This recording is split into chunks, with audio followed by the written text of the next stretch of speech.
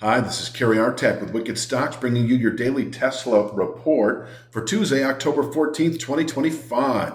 Let's take a look at the chart. Start with the big picture, weekly bar chart going back over 5 years. You can see that 5 weeks ago we settled above a critical channel structure that this week is at 362.93 at the time, indicating a 5 to 8 month target at 525.18 that remains in effect. And the reason why we're going with 5 to 8 months as opposed to sort of the 5 to 8 weeks or less that it took the last time we closed above this channel structure is that this time we have a 7-month rising channel that should be respected for its ability to contain monthly highs. It's already contained highs for the month of October, the last couple of weeks. 474.90 is, a range of resistance that begins at 468.10. The question is whether we're going to revisit this area. But in terms of the big picture, holding below 474.90 will keep 362.93 in play again. So much so that you can actually play the short side of the market, position yourself for that if you were more of a 3 to 5 week swing trader. We had a 3 to 5 week buy signal above 362.93, if you recall, 5 weeks ago, then anticipating 474.90 as a 3 to 5 week target. But we are also mentioning in the same breath that 525.18 became also a 5 to 8 month objective. It's just that this 474.90 can actually sort of halt progress temporarily, and in the process allow 362.93 within a month or two of testing 474.90. We're a couple of weeks into that and not out of the woods yet. This market can fall, in the coming weeks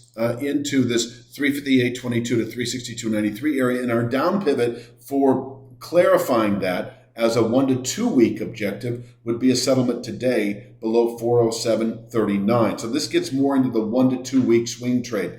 Buying 407.39, this former rising channel top, anticipating then the possibility of upward rotation back into the 460s, 470s, again within a week or two of testing 407.39. But if we close today below 407.39 within a week or two, we slide into this 358.22 to 362.93 region where we actually could bottom out through the rest of the year and round up again, within 3 to 5 months or so of 525.18. Round up. Once we test 362.93, we can round up not only back to this rising channel top within a month or two, but into the mid 520s within, 3 to 5 months.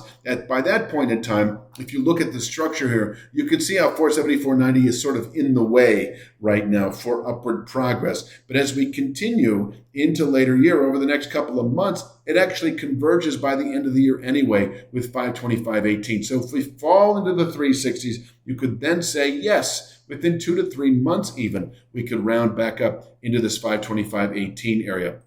So let's take a look, at the upside. I'm kind of rifle through some of these charts.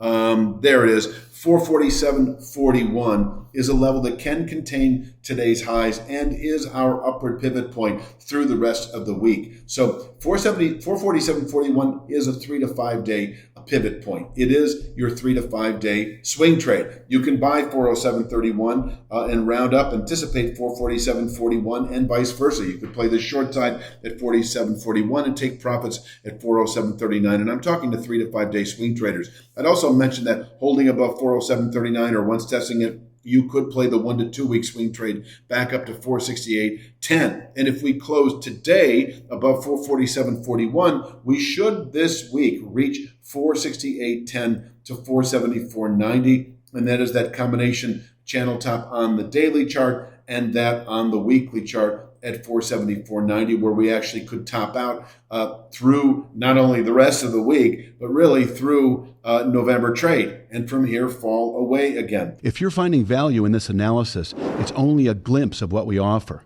Your real trading edge starts at wickedstocks.com. Each week, premium members receive 2 high-probability stock picks. Each one comes with a complete trade plan, including exact entry, profit target, stop loss, and regular updates so you can manage the trade with confidence.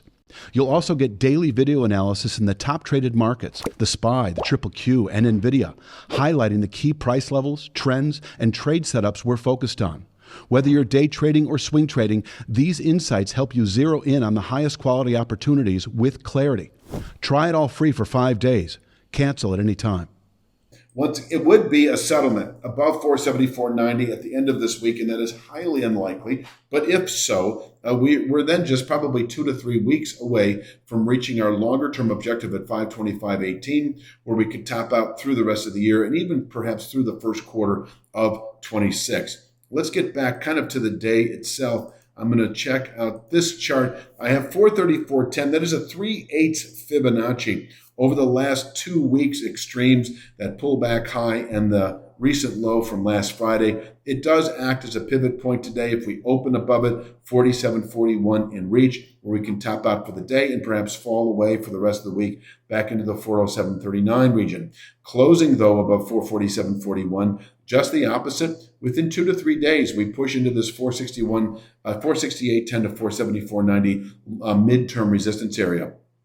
Downside, a breaking or opening below 434.10 will keep 407.39 in reach today. I can't say that I expect that. That would be a significant sell-off on an intraday basis.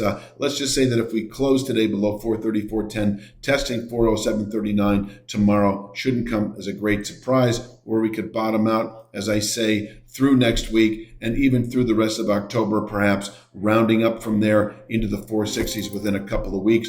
Closing below 407.39 does set up the 362.93 to 358.22 region within a couple of weeks, where we could bottom out through the rest of the year. I think that pretty much rounds it out for Tuesday's Daily Tesla Report. Please click like, share, subscribe. I'll be back tomorrow, of course, with Wednesdays. You have a great day.